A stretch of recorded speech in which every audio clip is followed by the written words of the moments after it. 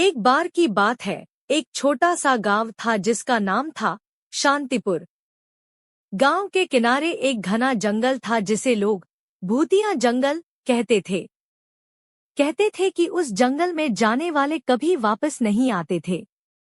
गांव के बुजुर्ग कहते थे कि वहां पर आत्माओं का वास है, जो हर रात डरावनी आवाजें निकालती हैं।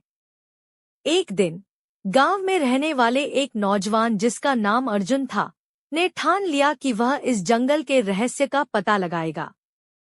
उसने अपने दोस्तों को साथ चलने के लिए कहा, लेकिन कोई भी उसके साथ जाने को तैयार नहीं हुआ।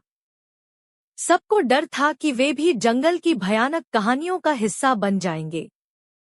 अर्जुन ने हिम्मत दिखाई और अकेले ही जंगल में जाने का निर्णय लिया। उसने एक टॉर्च और एक डंडा लिया और अंधेरी रात में जंगल की ओर चल पड़ा। जैसे ही वह जंगल के अंदर पहुंचा, उसे अजीब-अजीब आवाजें सुनाई देने लगी, कभी किसी के रोने की, तो कभी किसी के हंसने की। वह आवाजें सुनकर उसका दिल धक-धक करने लगा, लेकिन उसने हिम्मत नहीं हारी और आगे बढ़ता रहा। कुछ देर बाद अर्जुन को जंगल के अंदर एक पुराना, टूटा-फूटा घर दिखाई दिया।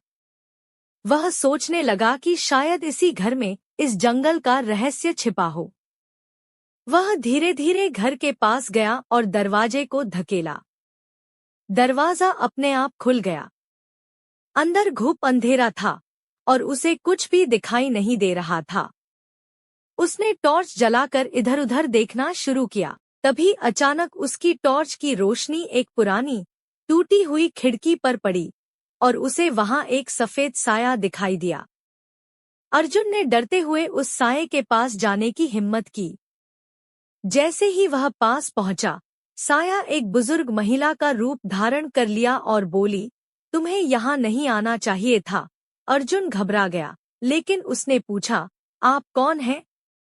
और यहाँ क्या हो रहा है? महिला ने अपनी भयानक आवाज में कहा, मैं इस जंगल की रक्षक आत्मा हूँ। यह जंगल कभी एक खुशहाल जगह हुआ करती थी, लेकिन अब यह श्रापित है। जो भी यहाँ आता है, वह कभी लौटकर नहीं जाता। अर्जुन के पसीने छूट गए। वह समझ गया कि उसे जल्दी से जल्दी यहाँ से निकलना होगा। उसने भागने की कोशिश की, लेकिन जैसे ही वह मुड़ा, दरवाजा अपने आप बंद हो गया। अर्जुन ने पूरी ताकत लगाकर दरवाजा खोलने की कोशिश की, लेकिन दरवाजा टस से मस नहीं हुआ। तभी उसे अपने पीछे किसी के पैरों की आवाज सुनाई दी। वह मुड़ा तो देखा कि वही महिला उसके पास आ रही थी, लेकिन अब उसके चेहरे पर एक भयानक मुस्कान थी। अर्जुन की चीख निकल गई और तभी सब कुछ अंधेरा हो गया। अगली सुबह गांव वाले अर्जुन को ढूंढने जंगल में गए, लेकिन वहां उसका कोई निशान नहीं मिला। बस उस पुरानी टूटी खिड़की पर एक सफेद कपड़ा लहरा रहा था, जैसे किसी ने अर्जुन की आखिरी याद के रूप में छोड़ दिया हो। गांव वाले समझ गए कि अर्जुन भी जंगल के भूतिया रहस्य का हिस्सा बन चुका है। उस दिन के बाद से कोई भी उस जंगल के पास जाने की हिम्मत नहीं कर सका। आज भी अंधेरी रातों में अर्जुन की चीखें उस जंगल से गूंजती है, जो लोगों को यह याद दिलाती है कि भूतिया जंगल में जो गया, वह कभी वापस नहीं आया।